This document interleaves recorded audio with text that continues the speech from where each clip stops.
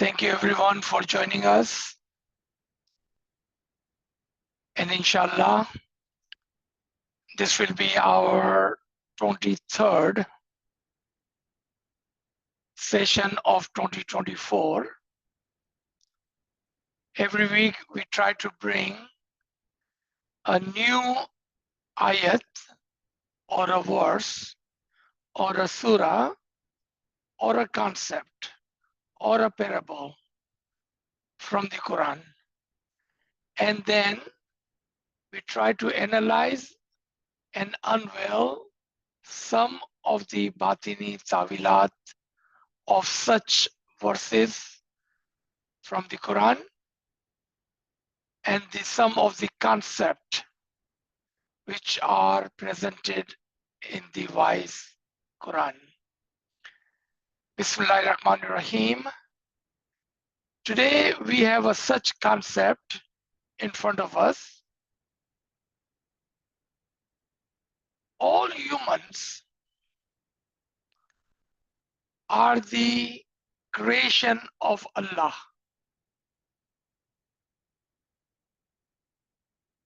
All humans are from His ocean of the soul. And all of the souls are from Him and will return back to Him. Every prophet, Rasul, Natikins, Aimayatirins, Arifin have come to this world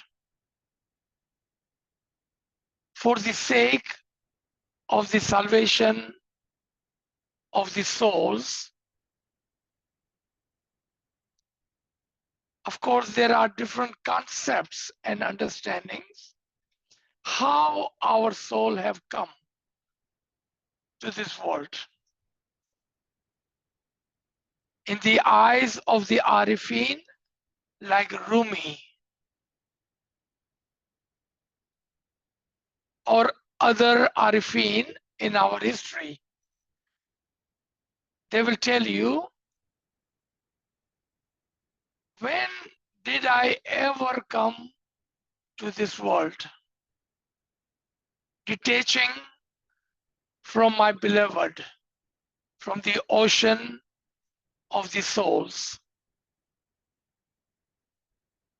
When did I detach from Nafse Kul, universal soul?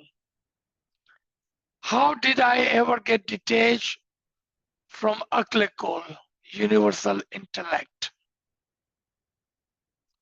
This is nothing but my shadow. But my shadow that you see. What is the difference between a living human being and its shadow compared to shadow of the other things? For example, shadow of a mountain, a rock, compared to shadow of a tree, compared to the shadow of an animal, and then shadow of a human. The shadow of the mountain and a rock are still, and only time it moves without any feeling, and it is almost hard to even see is moving until you understand the sun is moving or the earth is moving. And then you will see the shadow which was on the right side in the morning, now it either has disappeared because the sun is in the meridian, or on the left as it is the time of evening. Compared to that, the shadow of the tree, because of its branches and leaves shaking and moving, the shadow also are not so static.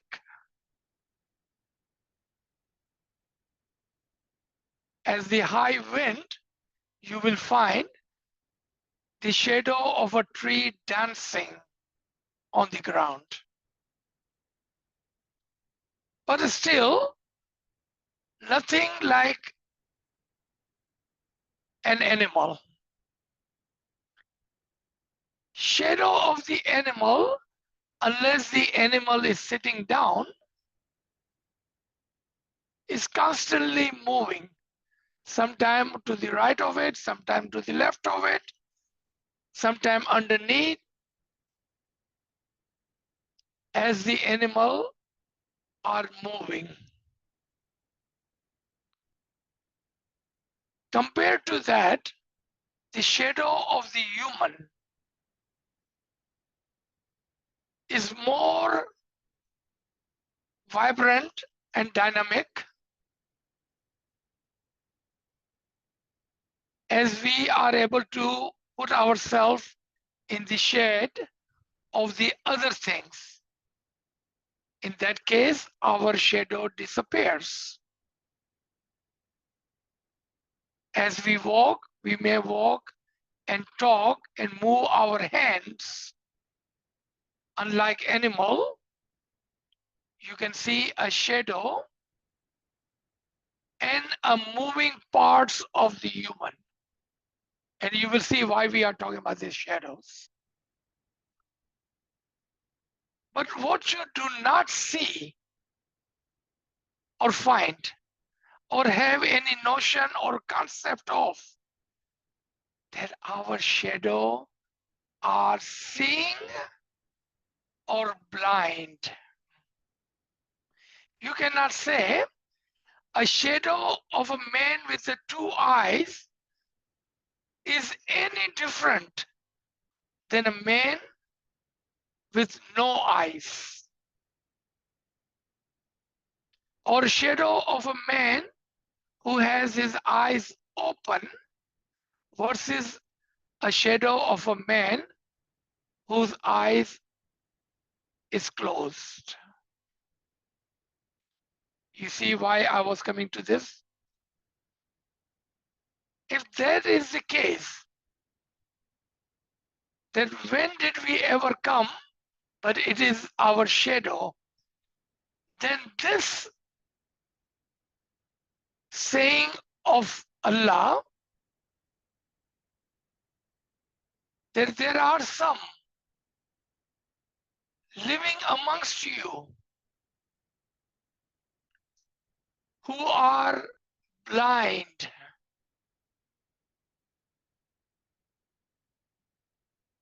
If that was the thing, then a blind man can instantly reply to this ayat by saying, Ya Allah, it was not me. You created me.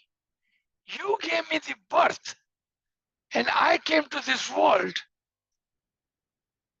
in this shape and form where I was blind. So why are you blaming me for my blindness? Why are you criticizing me for being not able to see? And why would you say that? That if I am blind in this world, I will be blind in the other. Because I do not control that. That would be the question. And that would be a reasonable question. Then how can you possibly blame me for me being blind when you made me that way? If that is our understanding, and if we just understood the logical point, then it must be some other reason for which Allah is calling someone blind. So first, let's look at this question that Allah himself posed on the reader of the Quran. And remember, the readers of the Quran are Muslimin, that is you and me. So Allah is asking you and me this question. And the question is, the reference is Surah 13, Ayah 16. Can the blind be equivalent to the seeing?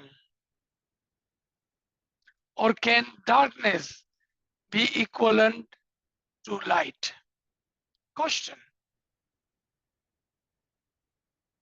The literal blind person, regardless of how smart he is and how much understanding he has of the things, he will never be able to understand exactly what you are describing and what you are saying. Meaning, a blind and a person with the eyesight cannot be same. And just like that,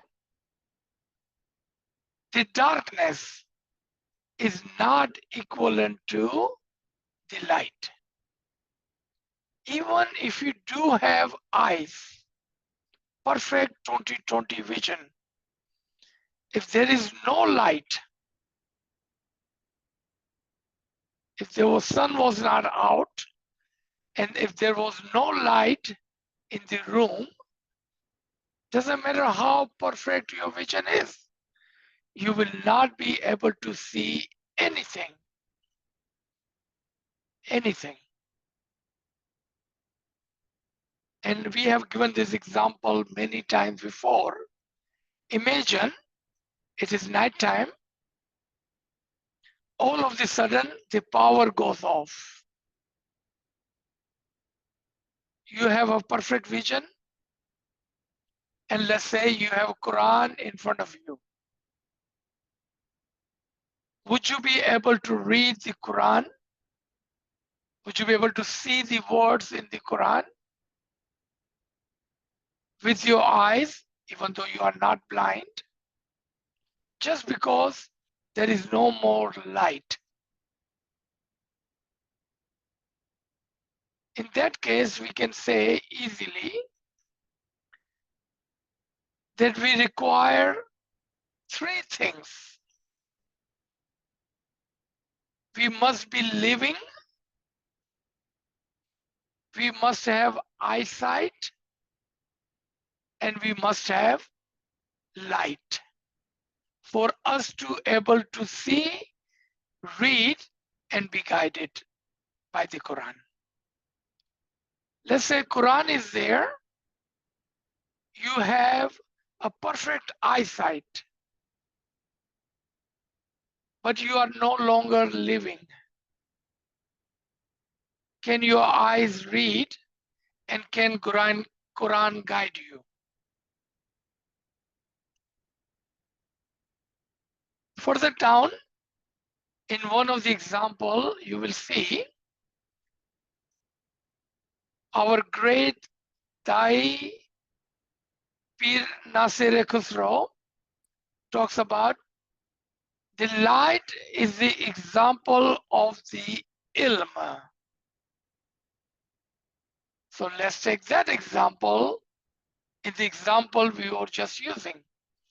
Let's say the Quran, which is written in an Arabic format, English, Urdu, Gujarati, other language translation.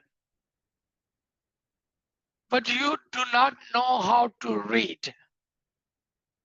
You have perfect eyesight and you are living, but you do not know how to read. Sun is shining, it is bright. Would you be able to read? So now we can say that you need the light, the eyes, and the light of the ilm for you to read. If you are missing one of them, either one, then there is no difference between you and a blind. So Allah is asking again, can the blind be equivalent to the seeing? And seeing is the person who must have the light of the sun, a perfect eyesight, and is able to read the light of the ilm. So three kind of light: sunlight, the light in your eyes, and the light of the ilm. So now, having this light and understanding, can that one who is with the light of the sun, light of the eyes, and light of the ilm, can that be equivalent to the one who has no sunlight, no light in his eyes, and no light of the ilm? Obviously, our answer would be no. So then Allah asks, or can the darkness be the equivalent to the light? Obviously, same answer will reply, no. Darkness, as the explanation of the Pir Sahib again, is the illiteracy and the ignorancy. Illiteracy are of the, let's say, two kind. You just don't know how to read and write.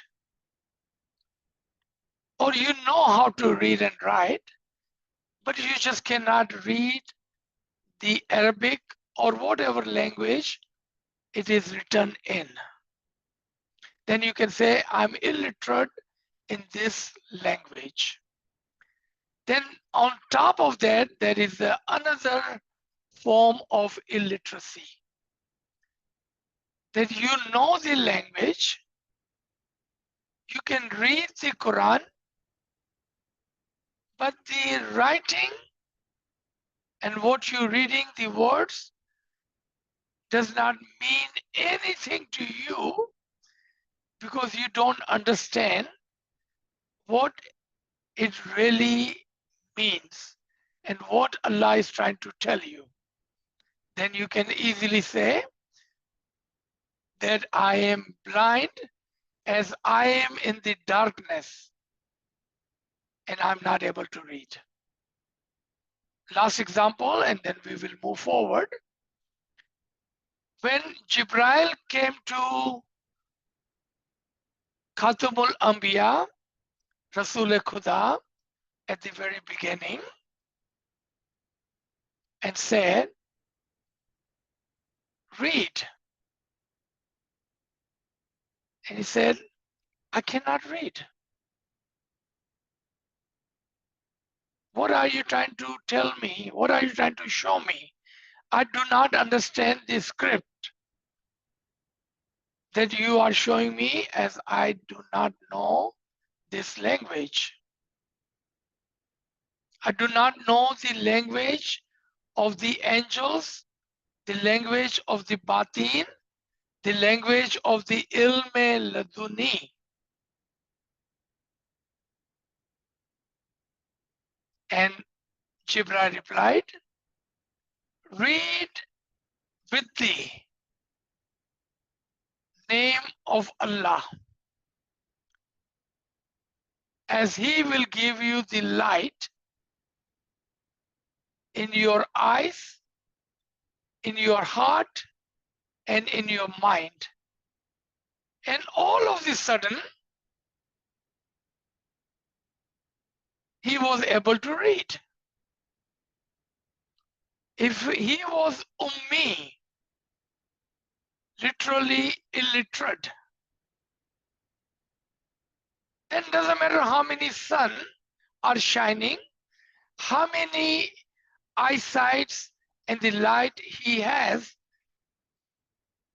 and how many times he says Bismillah, he will not be able to read.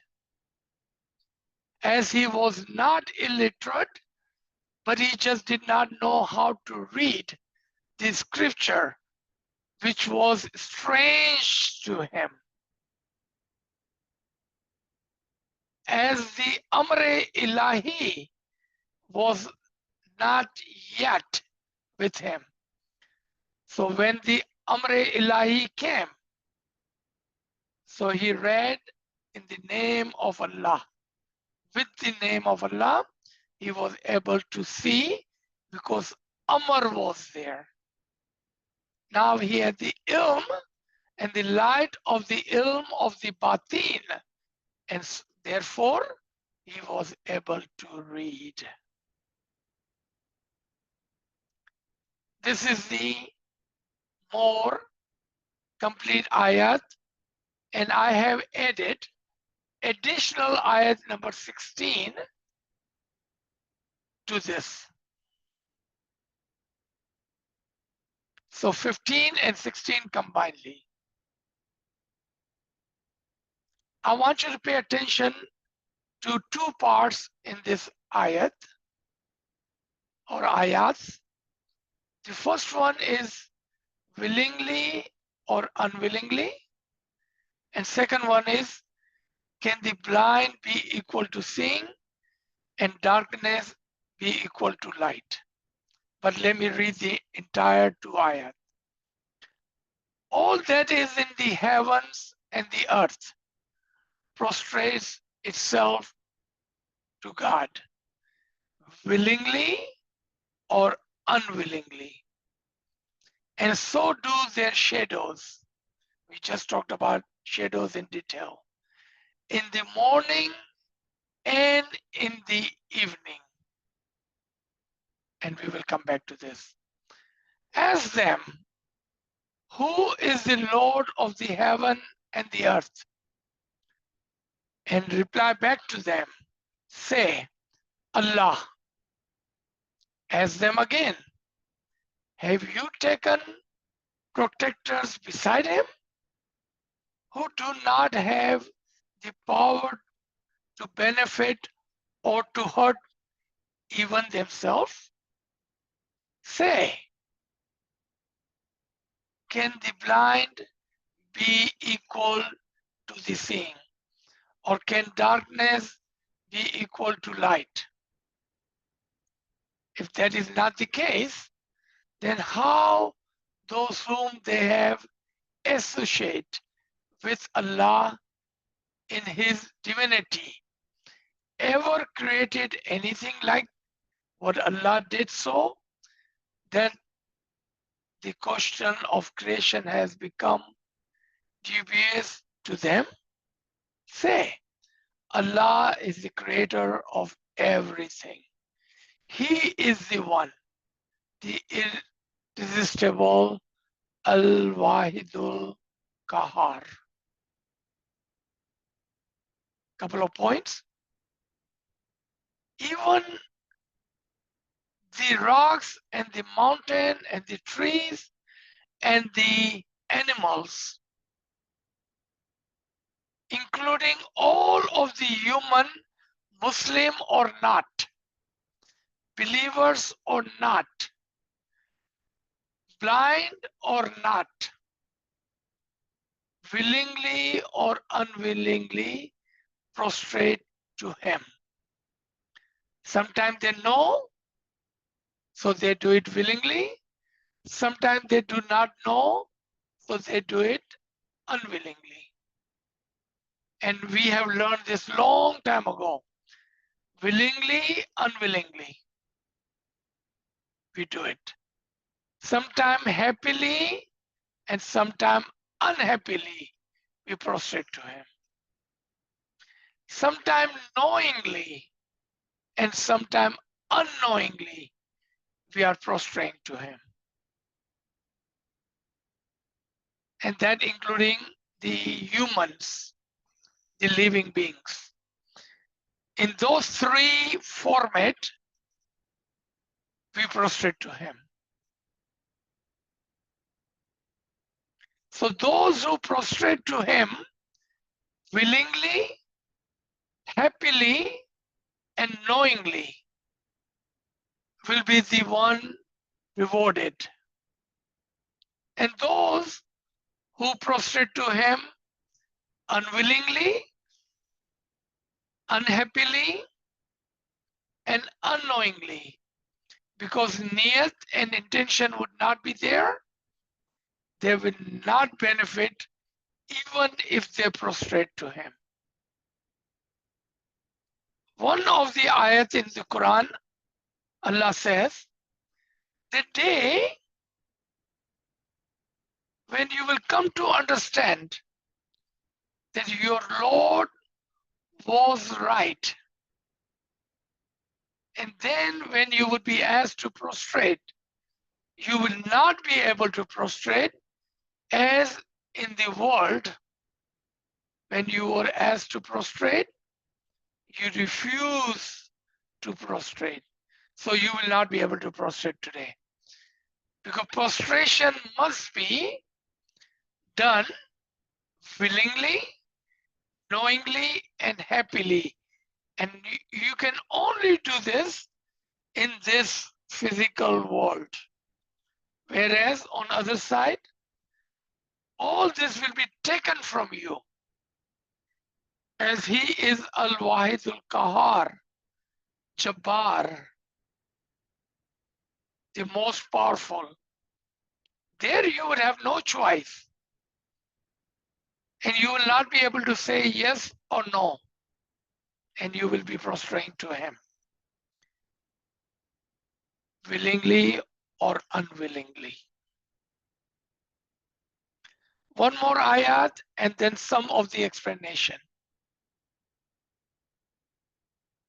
The reason for the books, the four holy books, the reason for the Natiqeen, messengers and Rasuls, and many of them, and the reason of the guide and Arifin, Aimai Tyreen, always been a reason.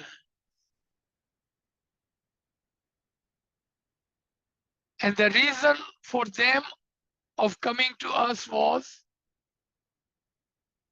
so they may guide us and take us as we have fallen in the dark pit,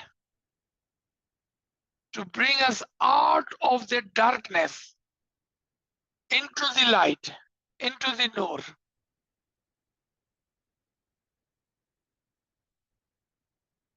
That was the purpose.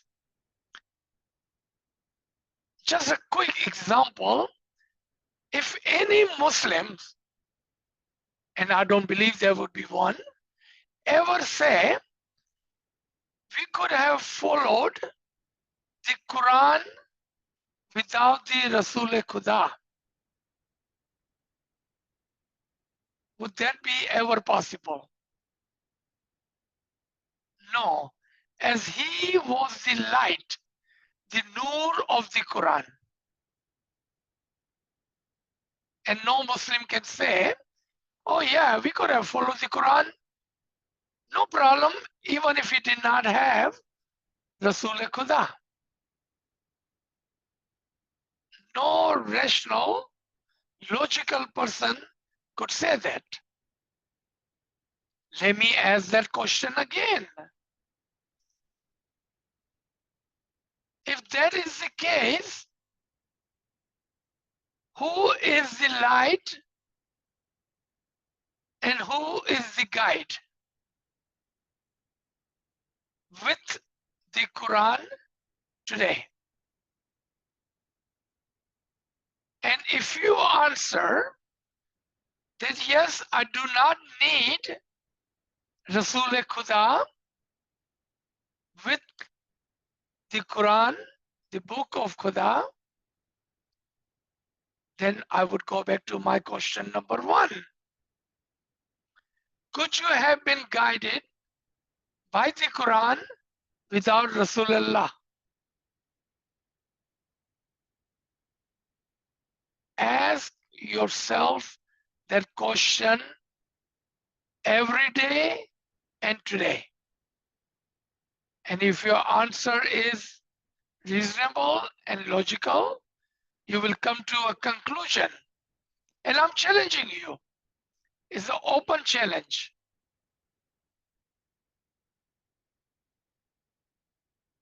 Can you be guided by the Quran without the guide, without the light?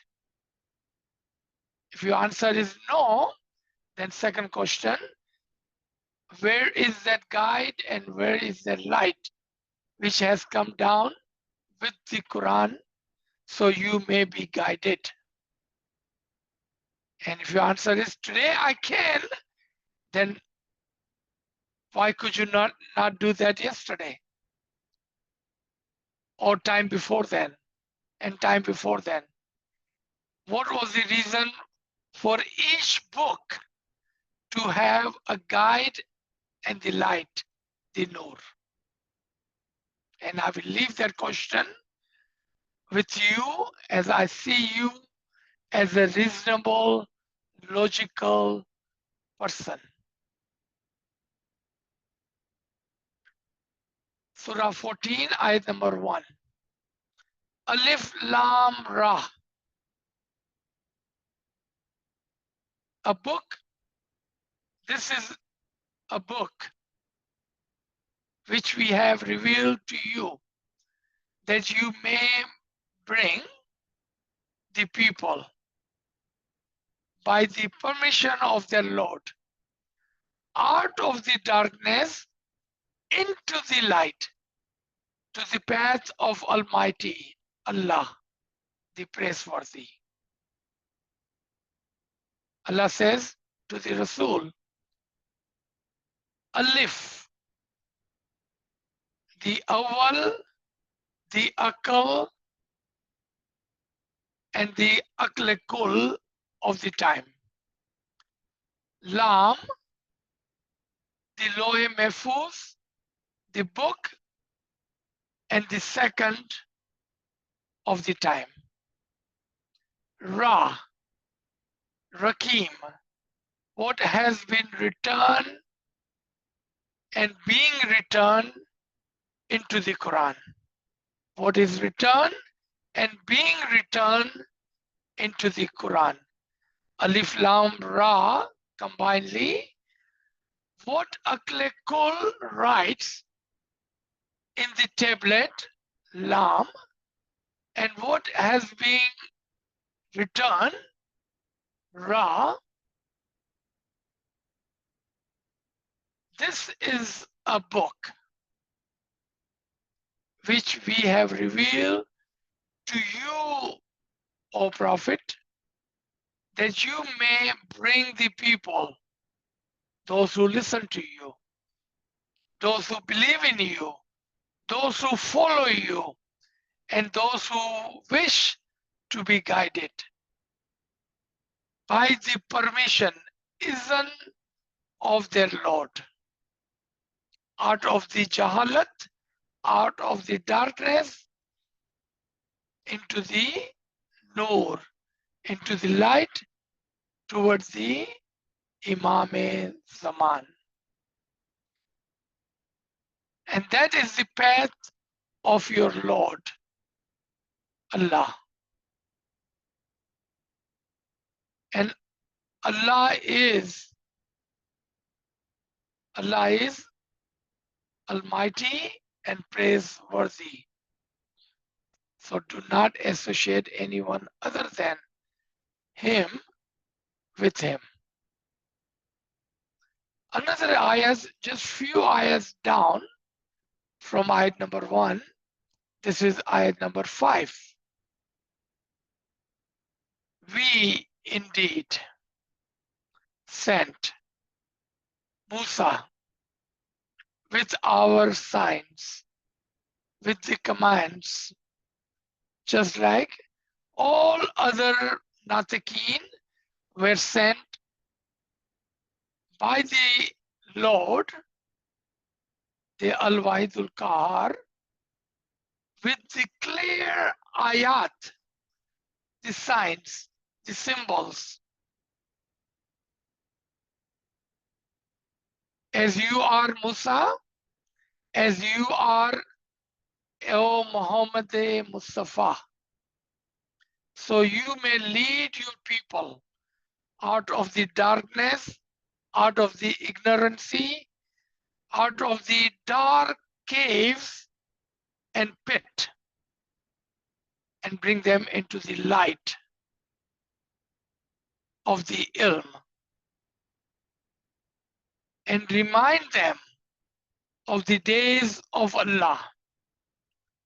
There are 6 days of Allah in which He sent the guide and the guidance. Remind them of that. Indeed, in that are great symbols, signs for everyone who is patient and gives thanks. Now, rest of the references are detailed references. What I will do in a very short time, this is coming from Hakim Nasir Khusro, Kitab Jamiul Hikmat, Hikmatain. He talks about how when Allah speaks of the light, He is speaking of the knowledge, the ilm. In the proof of that, if you look around you, there are 2 kinds of light and 2 kinds of method or the vessels which we apply as a light. One is eyesight on our face, zahir, and one is the inside, the eyes of our batin.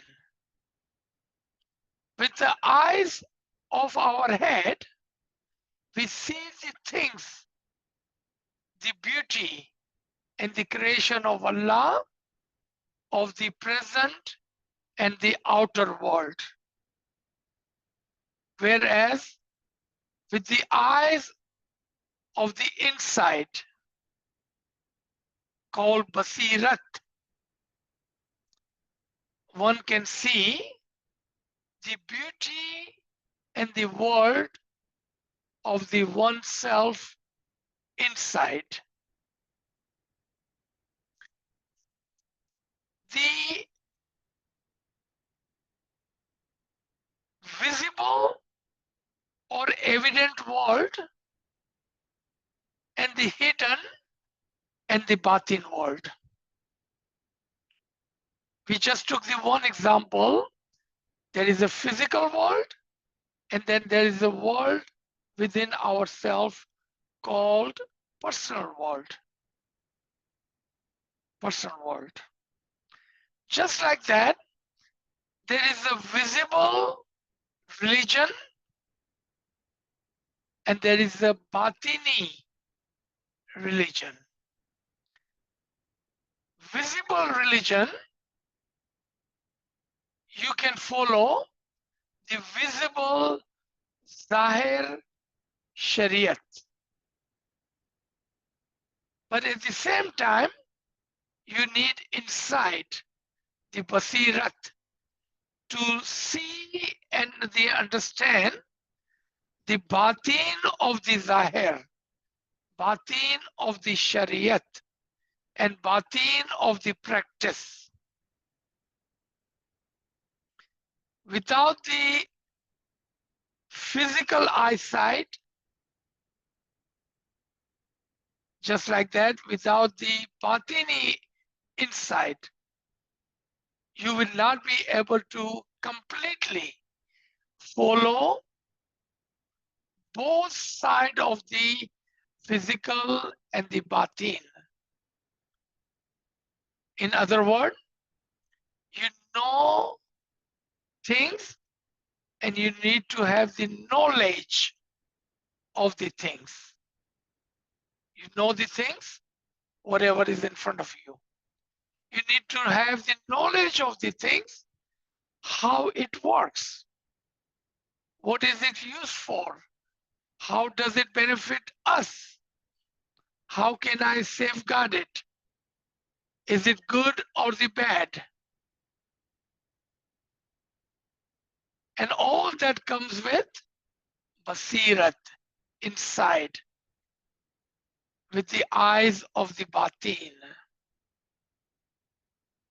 Eyes of the batin. And that is what Allah is speaking of, that you need the light of the sun, the sight, the light of your eyes, and inside, the ilm, the knowledge, to know the batin of the things. And he gives the example of the sun and moon. At the end of this, I'll let you read that, and I will explain it a bit in our next slide. Just like in the physical world, without the sunlight, and sunlight has two purposes. It gives the life, the warmth to the earth and everything on the earth. Just like that, he also gives the light for those who are on the earth to see. And at the same time, it gives us an allusion, an example that do not forget there is another kind of light within yourself. Basirat, or the inner eyes. The inner eyes only works with the light of knowledge, whereas your outer eyes works with the sunlight. But here it talks about the sunlight and the moonlight. Like those folks who live in the hottest area of the world, like in Pakistan, India, Bangladesh, Middle East, or Texas. Sun can be brutal on our eyes and on our body, whereas it's very beneficial on the earth. Very beneficial on the earth, because earth needs their warmth and the light to grow. The more the light, the better it is. The more the warmth, the longer the summer, the better it is. But human does not need that. We need the light, but not that much light that we are blinded by the light. We cannot see in that bright light. We need a little bit less light, or the cooler light. And therefore, Allah has given us on the outer world the sun and the moon. So it can cool down and we still have the light, the soft light of the moon.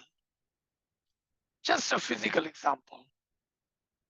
But a great example for the inner world and the world of religion.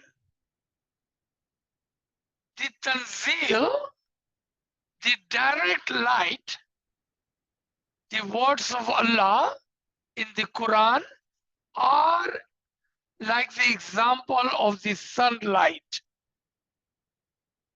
Very harsh, dry, and burning.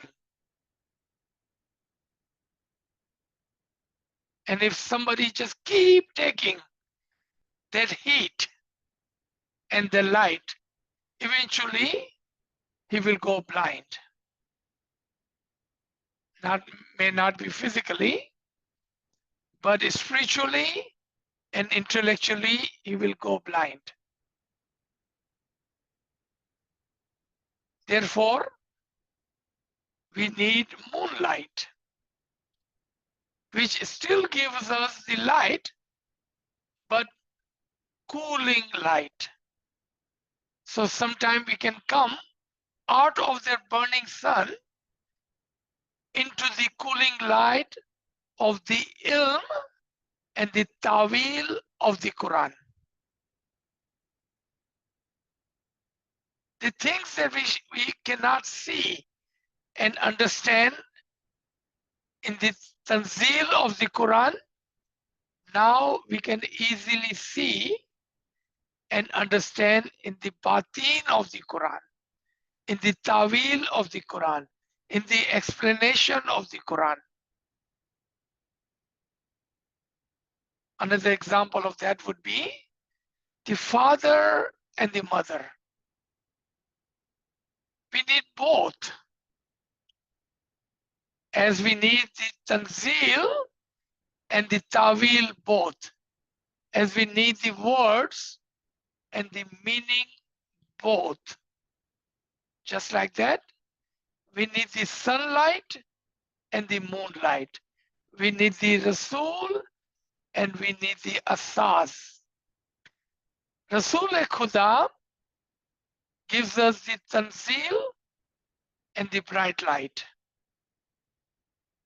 Asas and the wali and the wasi of the Rasul is an example of the moon, the tawil, the coolness, for us to easily digest without going blind into the sunlight. Remember the blind? If you constantly look toward the sun, you will go blind. Therefore, we need cooling light of the moon, where we can easily see and read. I will let you read this article, which is the continuation here. Again,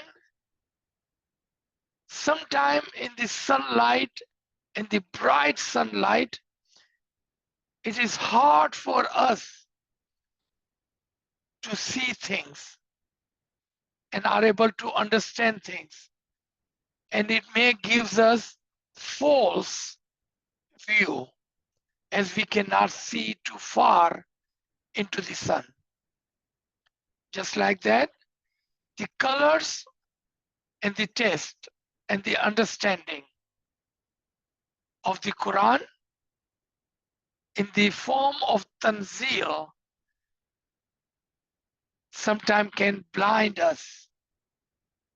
Whereas in the batin of the Quran, in the meaning of the Quran, in the understanding of the Quran, in the tawil of the Quran, there is a lot of happiness, softness, easiness, is more colorful and more acceptable to our eyes, to our thoughts, to our heart, and to our tongue is juicy, On our ears is soft. To our eyes is colorful. Inshallah, I would like to just present an additional ayat after reading ayat number 14, ayat number 1. If you remember, in that we did read the ayat number 15 over here on the bottom. Arif Kamil Zaman, Allama Sahib, in his book Recognition of Imam, explains this verse. And I need you to pay attention to the highlighted part. Let me read. It is said in verse Surah 14, ayat 5, and we rarely sent Musa with our signs, saying, bring your people from the darkness unto the light, and remind them of the days, the 6 days, the 7 days of Allah. Ayamullah. Lo, therein are symbols and signs for everyone who is patient and grateful. The wisdom hidden in this teaching of the Quran is that, and remember, Quran is a book of guide, a teacher for us. If there is always the darkness of disbelief and ignorance in this world, there is also always a light of faith and gratitude and certitude, and certitude. But the nature and habit of people are such that they themselves cannot come out of darkness and enter into the light. As a human, we are weak, and sometimes we don't know how to and where to look to come out of the darkness of the ignorance. Therefore, the light was sent and the guide was sent and the asas was sent, so they may bring us out of the darkness into the light. Therefore, God appoints a guide with his signs as the prophet or the imam, so that the people may recognize the guide of their time and age, and according to his guidance, they may be able to abandon darkness and follow the path of the nur of the light. Here it is necessary to ask, why are the symbols, the signs with which Hazrat Musa was sent, not common to everyone? Why are they specific to those who are patient and grateful? Why? The answer is that by patience and by gratitude, the inner eye opens, so that by observing his symbols, his signs, his will may be understood, and his nur, the light, the imam of the time, can be recognized. Contrary to this, the inner eyes of the one who has been a prey to the selflessness, sensuality, impatience, ingratitude, becomes covered with the veil of negligence, and he cannot see God's signs, which are in the heavenly book, the Quran, or with the Prophet and the Imam. Subhanallah. Let me stop